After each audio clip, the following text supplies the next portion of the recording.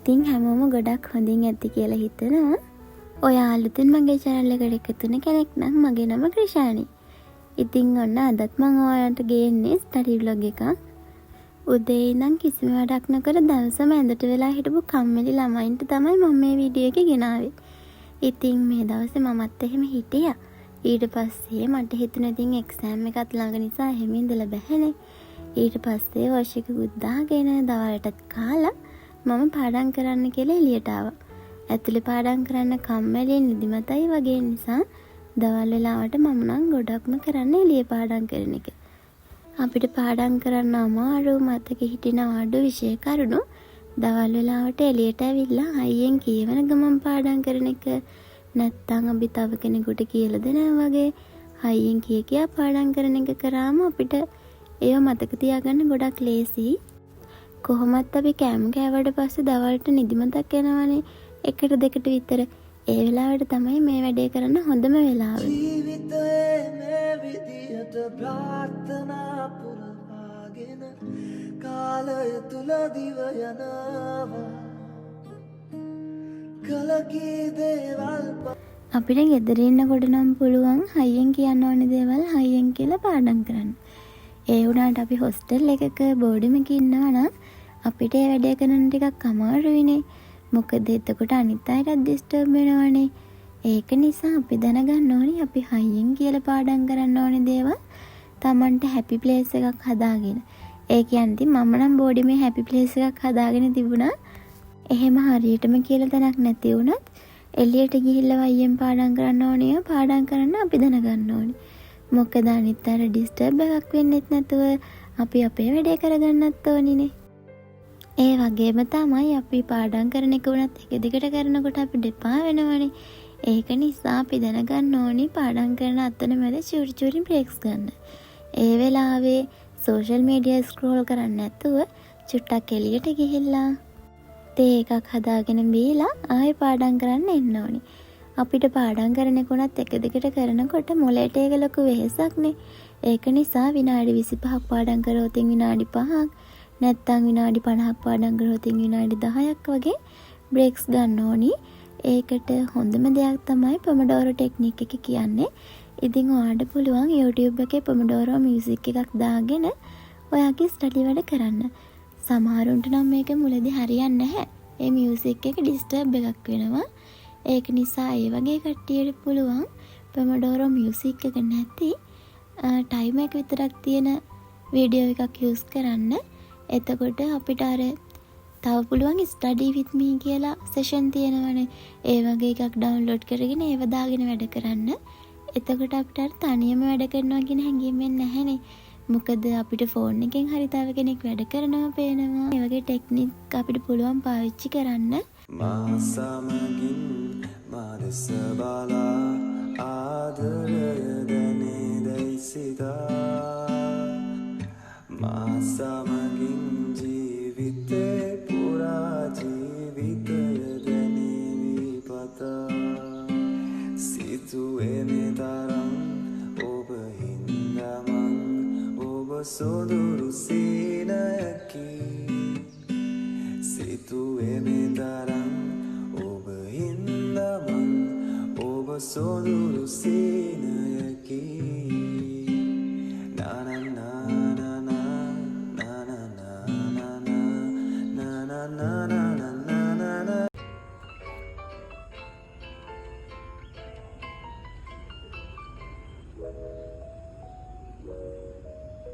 Hello guys, welcome back to my YouTube channel.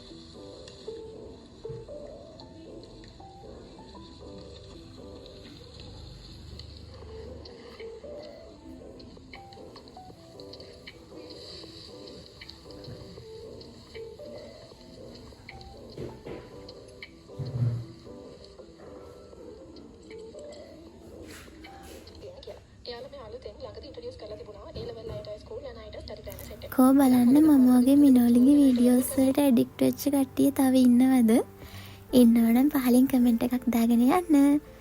මගේ නම් YouTube channel වලින් ගොඩාක් මම කැමති කෙනෙක් තමයි මිනෝල් දිසානායක කියන්නේ. ඉතින් අපිට පාඩම් කරන්න කම්මැලි හිතෙන වෙලාවක නැත්තම් පාඩම් කරලා මහන්සි හිතෙන වෙලාවක අපිට පුළුවන් එයාගේ වීඩියෝ එකක් බලලා තව මොටිවේට් වෙන්න. ඉතින් ඕනෙම ගෑනු ළමෙක්ගේ ඩ්‍රීම් ලයිෆ් එක ඇත්තක් කරගෙන ජීවත් වෙන කෙනෙක් තමයි එයා. එයාගේ වීඩියෝස් අනික අමුතුම වයිබ් එකක් තියෙන. බලපු නැති කෙනෙක් ඉන්නවා නම් බලන්න. මම නම් හිතන්නේ නැහැ බලපු නැති කෙනෙක් ඇති කියලා මෙයාගේ වීඩියෝස්. මොකද ඒවා ඒ තරම්ම ලස්සනයි. හරි ඉතින් මම අද ඔයාලට ගෙනාවේ මම හවස ඉඳන් කොහොමද රෑ වෙනකම් පාඩම් කරන්න කියලා. දැන් වෙලාව 11ට විතර ළඟයි. ඒක නිසා ඉතින් දැන් ටිකක් නිදිමත එන වෙලාව තමයි. සාමාන්‍යයෙන් අපි රෑ 10 11 වගේ වෙලාව අතරේ නිදිමත නැති කරගත්තොත් අපිට ඊළඟ දවසේ උදේ වෙනකම් වුණත් ඉන්න පුළුවන්. කොහොම නැත් ඉතින් නිදිමතේ වැඩ කරන්න බෑ. ඒක නිසා මම හිතුවා ප්ලේස් එක පොඩ්ඩක් මාරු කරලා බලන්න ඕනේ කියලා. ඉතින් අපි එකම තැන වැඩ කරනකොටත් කම්මැලි වගේ නම් අපිට පුළුවන් අපි පාඩම් කරන තැන මාරු කරන්න.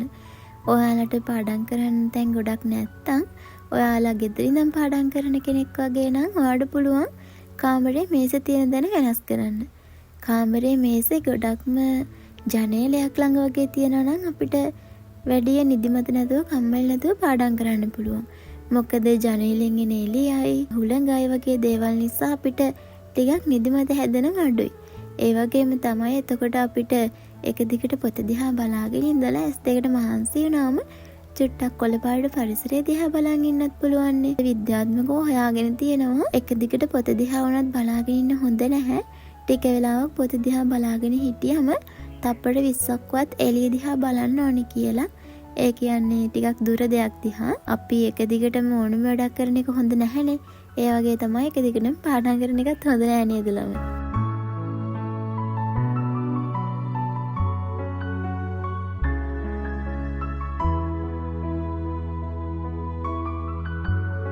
ඉතින් මේ පාඩම් කරපු දවසට 4 වෙනි ස්ටඩි ඒරියා එකට තමයි මම මේ ආවේ. මොකද ඉතින් මට එකම වැඩක් එක දිගට එකම තැන ඉඳගෙන කරන්න බෑ. ඒක නිසා ඉතින් මම මගේ පාඩම් කරන ප්ලේස් එක ගොඩක්ම මාරු කරගෙන තමයි පාඩම් කරන්නේ. ළමයි ඔයාලා දැකලා නැහැ නේද මම ඊට කලින් කණ්ණාඩි දානවා. ඉතින් මේ ඉන්නේ කණ්ණාඩි දැම්මා මම. මට ඇස් පේන්නේ නැති එකට නෙවෙයි කණ්ණාඩි දාන්නේ.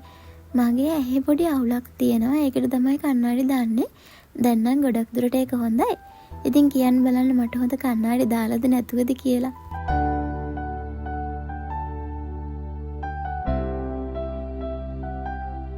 මං හැමදාම වගේ මදත් කියනවා අපි පාඩම් කරනකොට හොඳට වතුර බොන්න ඕනි ළමයි. එතකොට අපිට කම්මැලි හිතෙන්නේ නැහැ. කම්මැලි හිතෙන්නේ නැහැ කියන්නේ ඉතින් මොකද වතුර බිබී ඉන්නකොට අපිට වොෂ්රූම් යන්න ඕනේ වෙනවනේ. ඊට පස්සේ ඉතින් එතන නැගිටලා ඒකට ගිහින් එනකොට අපිට කොහොමද නිදිමත නැති වෙනවා. අද මගේ වොයිස් එක එච්චර හිතන්න එපා ළමයි මට හෙම්බිරිසාව හැදිලා තියෙන්නේ. හරි ඉතින් අදට මම පාඩම් කරලා ඉවරයි. මොකද ඉතින් ඊට පහුවෙන්ද එක්සෑම් තියෙන දවසක් නේ. එහෙනම් channel එක subscribe කරලා තියාගන්න. මම අදට ගිහින් එන්නම්. bye.